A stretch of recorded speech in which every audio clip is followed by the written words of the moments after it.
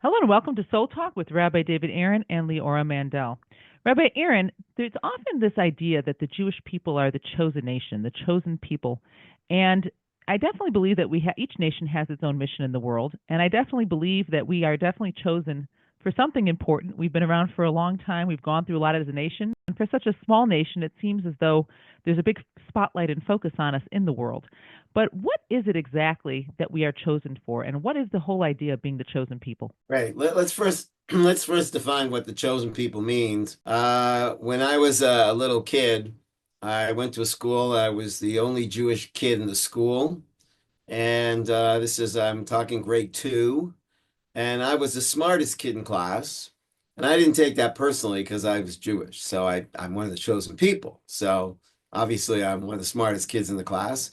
A couple months into the year, a Chinese girl moved into the neighborhood and she knocked me out of the ring. She was just absolutely brilliant. And I was in trauma. I just couldn't understand what's going on. What a identity crisis. I mean, she doesn't look Jewish. Her name was Patty Nikanani, and I thought maybe it's Nikanansky or Nikananstein, or how's it possible she's so smart? And that's a foolish, childish thought that the chosenness of the Jewish people is because we're better than anybody else or smarter than anybody else. The chosenness of the Jewish people is an obligation, a responsibility. And it's not because we're better, it's because we've been chosen to take a significant role in helping make the world a better place. So the first thing I want to just get clarified is, yeah, there's this idea of the chosen people turning into something elitist, and I don't think that's accurate. It's a job, it's a task, it's a responsibility, it's an obligation that we have. It's not an entitlement. And then the question is, what have we been chosen for? So I'm a rabbi. Let's say I'm a rabbi in a synagogue. I'm not, but let's say I was a rabbi in a synagogue. Well, and in my synagogue, there's doctors, lawyers, accountants. Well, because they're all Jewish, but there's also plumbers and actors and accountants and who knows what. There's just a lot of different fields of congregants that go to my shul. Am I better than anybody else in the synagogue? No. If I have a problem with my pipes at home, my plumbing, I go to the plumber. If I have a medical problem, I go to my doctor. If I have a dental problem, I go to one of the congregants, who's a dentist.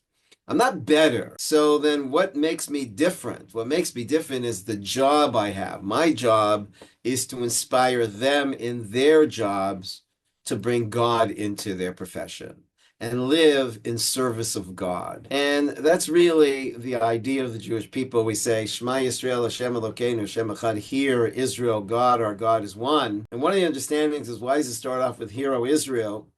So our sages say, right now, we need to embrace and internalize that message for ourselves so that we can get ourselves ready to spread that message to the world. And so, really, our job is to be, you have, even in the Jewish people, you have these different, so to speak, uh, demographics. You've got what's called the Kohen. I'm a Kohen, described in English as a priest.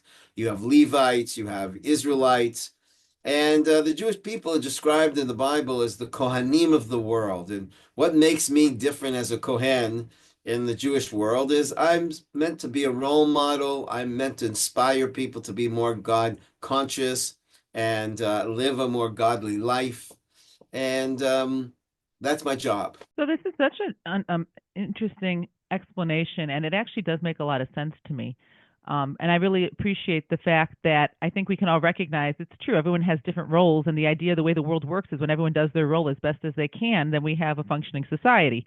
And there has to be a role. If God created the world, God also wants people to know that He's here, so that this is our mission and job. We have to live up to it. But my question is now, God chose us with this, gave us this mission. But I would imagine that within the nation of Israel, we also have to choose to take on the mission, because some of us, I think, are doing a better job bringing God into the world, and some maybe have almost chosen not to live up to that mission. So how does that part work? Well, I think when you deeply read the Torah, you cannot but see the juxtaposition between the character Noah and the character Abraham. They both seem to be chosen people, but they're very, very different. With Noah, there's actually credentials that are offered. He was a righteous person. He was a whole person, a complete person. He walked with God. But there's no mention about Abraham before God introduces himself, so to speak, to Abraham. And that really kind of certainly should be questioned. Why would Noah get credentials and Avram not, Abraham not? And one of the understandings that was shared to me is that the chosenness of Noah is a rejection of the world because Noah was such a good person, a righteous person, and nobody else was. So he and his family were chosen, and that was God's rejection of the rest of the world. But the chosenness of Avram is not accompanied with some kind of credentials because Abraham is not being chosen because he's better than anybody else. His chosenness is because this is going to be his job. And his chosenness isn't a rejection of the world. It's quite the opposite. His chosenness is God's affirmation of caring about the world, that through Abraham and his descendants, the world will be blessed and we will be a conduit of blessing to all of mankind. So you've got a chosenness, which is really a sign of rejection of everybody not chosen. Then you have a chosenness, which is a sign of embracing and commitment to the rest of the world that God has chosen the Jewish people to be a conduit of blessing to mankind. So how does it work that it's a nation that's chosen? Because especially on the one hand, God chose us for this role and this job in the world. On the other hand, as I'm realizing, there are people who can also, you have to still live up to that choice that God made. I have to do my part. So why would it be a nation as opposed to the individuals that choose to represent God here in this world would be the ones that are fulfilling that mission, and the rest who aren't are just not? Right. The chosenness isn't, I'm not a chosen person. I'm sorry, I'm not a chosen person. I'm part of a chosen people. The chosenness of the Jewish people is to be a role model to other nations on a national level. There are a lot of really nice individuals around that could be role models for a lot of people, Jewish, not Jewish. But our job is to create a model society that will inspire other societies, other countries. And so that's why the land of Israel is so important. There are those who say, well, maybe this is interfering with our job. If we want to inspire the world, then we should be out there and we shouldn't have a country and we shouldn't go in the direction of nationality or nationalism. We should stay a religion or a way of life. So why is it so important, the land of Israel and the country, the state of Israel? Because we're chosen to be a role model of nationhood to other nations, not just individuals to individuals. So, specifically speaking about the nation of Israel in the land of Israel, and if we bring ourselves to modern times, it almost seems as though with everything going on in the world, there's this phenomenon of the world viewing everything that Israel does as evil.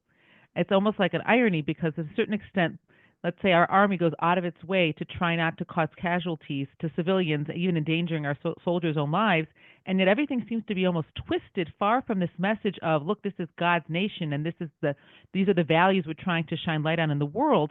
It's almost as if the world is like twisting the message and seeing it as evil, not as godly. So how do we make sure we're trying to do our part, hopefully, of this message, and yet oftentimes it's not being received in a way that's really the way it's intended to be? Well, it's important to understand the dynamics. I think, Ralph Cook once said, if you want to know yourself, ask your enemies. And one of the great, great enemies, Yamach Shemo, is Hitler. And Hitler writes in Mein Kampf that we are barbarians, talking about himself and mankind. We are barbarians, and we are proud of that. It's only the Jews that have perpetrated plot and tried to convince man that we human beings can transcend ourselves, but we can't. The Jewish people inflicted two wounds on mankind, conscience on their soul and circumcision on their body. He said that this war is only a deception. There's really only one war between the Germans and the Jews. Well, he knew his stuff. The Jewish people are to Hitler the conscience of the world. People don't love the conscience telling you that you got to change. You're messing up the party. We want to do what we feel like doing. I mean, the idolaters, why did they have idols? Why did they admire? Their idols were animals because they want to be like animals, guiltless and free, to do what I feel like doing, and might makes right. rather than right makes might. And so when you're in a world that is identifying with the jungle, the Jewish people have come to say this is not a jungle. We are human beings, and we're supposed to live like human beings. There's those that don't like that message and want to live that bohemian lifestyle of just doing what I feel like doing and just living a lifestyle that feeds my desires. So they're not going to like our message. The prophets weren't even in the Jewish prophets weren't really popular. It's not very popular to go around, telling people to change their way and upgrade their game and rein in on their base desires and live a life of goodness. But the Jewish people are meant to teach the world Tov Hashem l'kol v'rachamav l'kol ma'asav. It says in Psalms, God is good to all, and His unconditional love is towards everyone. And we're meant to not only teach that by saying that, but more important, living that. There's very high expectations from the Jewish people, and I think there's a lot of reason that people are looking to knock us down so that they can lift themselves up. And I think pinning genocide on the Jewish people is something that a lot of people would like to do because all these years you Jews have been trying to make us feel guilty for the Holocaust. You yourself are no better than us. And I think, sadly, that's the way people handle what they don't like to handle. And rather than, improve themselves, they'd rather downside somebody else to make themselves look good. So to an extent, though, I guess this can happen on an individual level too. When you're trying to bring good into the world, and it feels like it's thrown back at you, and even sometimes twisted and misinterpreted, our job is still to stay focused on our role. Now, sometimes it might be important to sort of examine. Wait a minute, this is the message that some of the world is taking. We can examine ourselves and make sure that we are actually fulfilling our role the way we're meant to, and do some self-examination. But if we would assess that yes, we are, then the idea then would be to keep on doing living the life we're supposed to be living and bringing out the light we're supposed to be living, and that if that's misinterpreted by the world or sections of the world, that's our job is still to continue forth bringing forward that light. Right. I'll tell you, I read this amazing interview with a rapper who, in his songs, there's a lot of anti-Semitic lyrics. And he's a famous rapper. And they asked him, you hate all Jews? And he said, no, I don't hate all Jews. I just hate the ones that don't keep the Torah and live the commandments. I was shocked at that. How many are there like him? I don't know. But this would be a different conversation as anti-Semitism, the whys of anti-Semitism. But right now, the chosen people is not a something to feel like some kind of entitlement, but rather an obligation and a responsibility to mankind. We have a verse, Ki mitzion tetzei Torah, Dvar Hashem Yerushalayim. The Torah will come out of Zion, and the word of God will come out from Jerusalem. Well, if it's coming out from Zion and Jerusalem, where's it going? If we're supposed to all be here, where's it going? It's going to the world. Our job is we're not looking to convert anybody to Judaism. That's one of the differences between Judaism and certain other paths. We're not looking to make other people religious and abide by, the standards of Torah life, but live a fundamentally moral, ethical life of being a good, righteous, kind, caring person. So, as far as the level of responsibility and obligation, I am thinking, I know these numbers have nuances, but there is the idea that for the world, there's the 7 Noahide laws, and for the Jewish people, there's 613 commandments. Any understanding as far as connected to what the Jewish mission is, why the Jews were given so many commandments to live by? And as you're saying, it's like it is a high order to live up to, and the rest of the world was given 7. Right. Well, those numbers are misleading Right. because it's more correct to say we were given 10, they were given 7, because the 613 is the, so to speak, unraveling of the 10. The all 613 fold into the 10. So the 10 are really the classic principles, and everything else is the commentary on how to accomplish them. The seven commandments that the non-Jewish world is to abide by, if they had a Shulchan Aruch, a code of law, it would basically be about three-quarters of the size of our code of law. So it's a little it's very misleading, these numbers, like we have so much and they don't, because for us to live the seven, for us to live the 10, we need to live the 613, or to be more correct, the 603. For them to live the seven, there's a tremendous amount of responsibility that it engenders. But bottom line, the seven commandments of Noah are basically saying, don't be a monster, be a person, be a human being. You know, it's interesting in the seven commandments of the not of the Noahic laws. There is no commandment to believe in God. There's a commandment not to blaspheme God, you know, but not to believe in God, because what's more important is to live a life that is indicative of the presence of God. Even if you say you don't believe in God, your behavior is saying you do, and that's what matters. And so it's not about being a religious person, it's about being an ethical, moral person. And I guess obviously understanding what the ethics and morals of God are is so important because unfortunately we've seen throughout history that different cultures and societies have created their own sense of what's ethical and what's moral. And oftentimes what is considered ethical and moral, for example, in the times of the Greeks, in mercy killings of children who weren't up to par with their understanding of what the ideal. Just as an example, it's horrifying to our modern culture today, certain aspects. So the idea of having still God giving an ethical, moral will to the world to have a standard like that that's universal, not just depends on the times that you live in, how people choose to interpret ethics and morals is very important. That's right. You know, the Torah is kind of referred to as the good book. And what that means is the book, really the book to goodness. And that's the interesting question. You know, a person says, I'm a moral person, but where are your guidelines? Like, like everybody could come up with, well, I think this is moral. You know, it's very likely that Hitler's Yimach Shemo thought he was a very kind and caring, moral person saving the world from the Jews. So morality is something that can be easily twisted and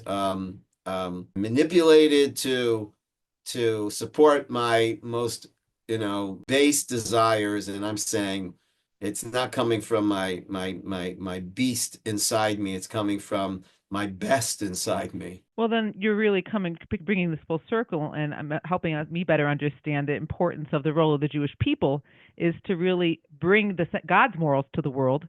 And as you're explaining too, that there actually are so many nuances to what you call just seven commandments, that there really is so much to understand when it comes to how to create the world and a society where God's presence is here and God's morality is present in the world. And if there isn't some group of people to be able to try to bring that to the world, then in a certain sense, we can, even in the Torah, we see what's happened with the nation of Babel early on, the destruction of the world with the flood by Noah, meaning it almost seems as though I'm thinking now that the Torah brings examples to show what happens to the world and how corrupt it can get when it's only going to decide its morals based on its own sense of morality and not on God's sense. Yeah, listen, yeah, the question is, where do your morals come from? And if we're going to make up our morals, then we're in big trouble. And if there isn't a creator that left us a guideline, what I would call the owner's manual, and I mean not us being the owner, but the owner's manual on how to run your life and how to run this world, rather than ruin this world. That's why I believe that the teachings of Torah is the greatest gift to mankind. And you're definitely making me understand the level of responsibility, but also opportunity of bringing God into this world, bringing God's light into this world, and through that making this world a better place. So that is really a high order, but also a tremendous opportunity that we have, and I hope we can continue to strive to live up to it. I want to thank you all for joining us. Soul Talk, Rabbi David Aaron and Leora Mandel.